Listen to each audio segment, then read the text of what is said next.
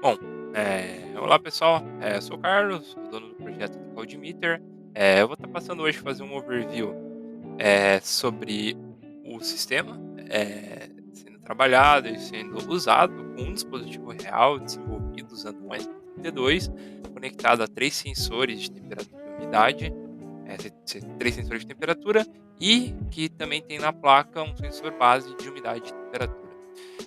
Eu vou estar demonstrando primeiro a parte da conexão do dispositivo.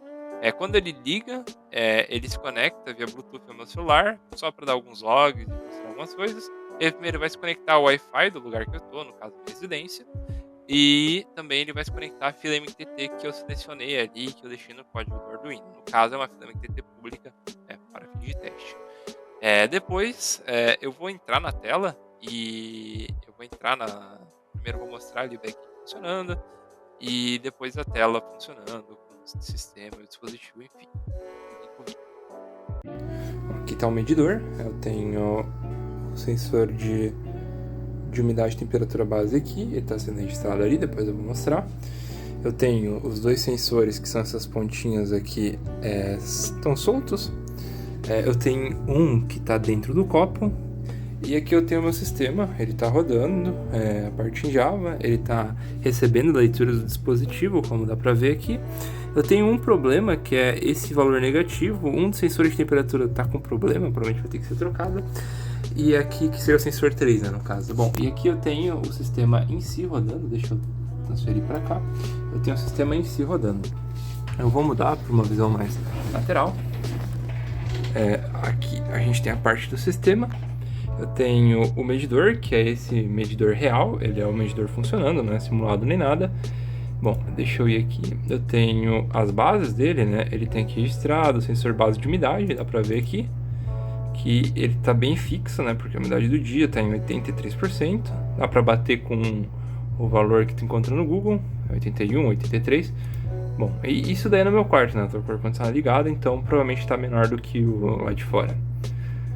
O medidor de sensor base de temperatura, ele está registrando aqui que está com 25 graus e deve estar por aí mesmo. Eu estou com o ar-condicionado ligado em 23, só que eu estou com a porta aberta.